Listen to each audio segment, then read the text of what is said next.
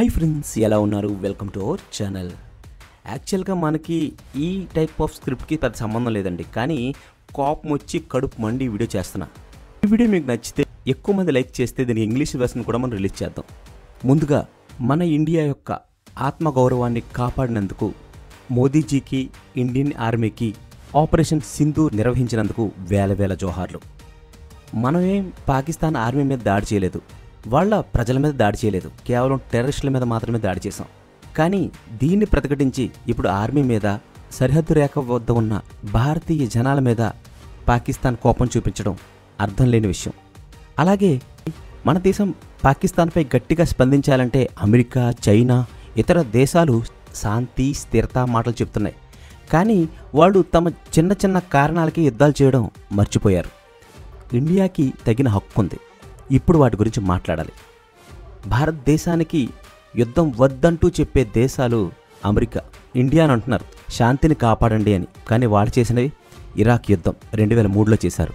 Nuclear ఆయుధాలు ఉన్నాయన్న అబద్ధ ఆధారాలతో ఒక దేశాన్ని నాశనం చేశారు. ఆఫ్ఘనిస్తాన్ యుద్ధం 2021 నుంచి 2021 దాకా చేశారు.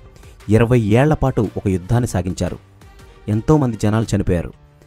వియత్నాం యుద్ధం అర్థం లేని కారణాలతో లక్షల మందిని చంపారు.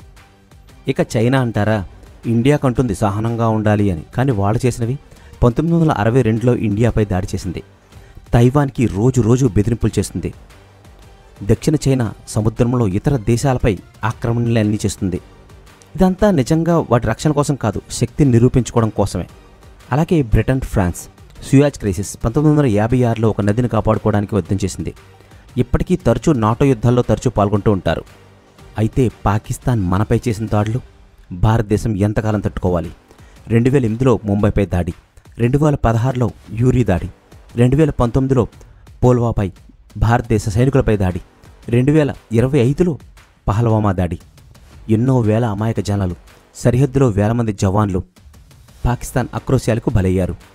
భారత్ ఇప్పటి వరకు చూపిన శౌర్యం, సహనం 2016లో మనం చేసిన సర్జికల్ స్ట్రైక్, 2019లో బాలాకోట్ ఎయిర్ స్ట్రైక్, ఇప్పుడు 2025లో ఆపరేషన్ సింధూర్.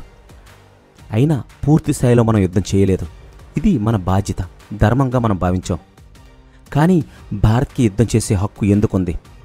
ప్రతి దేశానికి తమ పరిరక్షణ హక్కు ఉంది. పాక్తో చర్చలు ఫలించట్లేదు. వాళ్ళు కూడా తరచూ యుద్ధ ఒప్పందాన్ని ఉల్లంఘిస్తున్నారు. మనం టెర్రరిస్టులను కాలుస్తే వాళ్ళు అమాయక జనాలను కాలుస్తున్నారు. సహనం ఇప్పుడు బలహీనత అవుతుంది. మన యొక్క జవాన్ల బలిదానానికి గౌరవం ఇవ్వాలి. ప్రపంచానికి ఒక సందేశం మనం ఇవ్వాలి. తీవ్రవాద మూలం ఎక్కడా కనిపించకుండా నేరుగా బుద్ధి చెప్పాలి. అమెరికా తన దేశం కోసం యుద్ధం చేస్తే, చైనా తన పక్క ఉన్న దేశాలను బెదిరిస్తే, భారత్ తన జవాన్ల కోసం, ప్రజల కోసం, భద్రత కోసం ఎందుకు దాడి చేయకూడదు? భారత్ యుద్ధాన్ని కోరదు, కానీ బాధ్యతగా స్పందించకపోతే శాంతికి విలువ ఉండదు.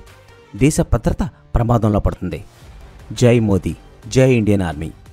మన ఛానల్లో కూడా ఎన్నో వాల్యుబుల్ బుక్ సమ్మరీస్ ఉన్నాయండి. ఛానల్ యాప్ రూపంలో కూడా ఉంది. సో ఈ మంచిని మీ దైనందిన జీవితంలో భాగం చేసుకోవడానికి వెంటనే ఈ వీడియోస్ అన్నింటినీ కూడా చూడడానికి యాప్ని ఇన్స్టాల్ చేసుకోండి. ప్రతిరోజు ఒక పుస్తకానికి సంబంధించిన గొప్ప విషయాల్ని నేర్చుకోండి. అవి మీ జీవితంలో ఖచ్చితంగా ఎప్పుడప్పుడు ఉపయోగపడతాయి. అలాగే మీ జీవితం మారాలనుకునేవారు ఈ వీడియోని లైక్ చేయండి.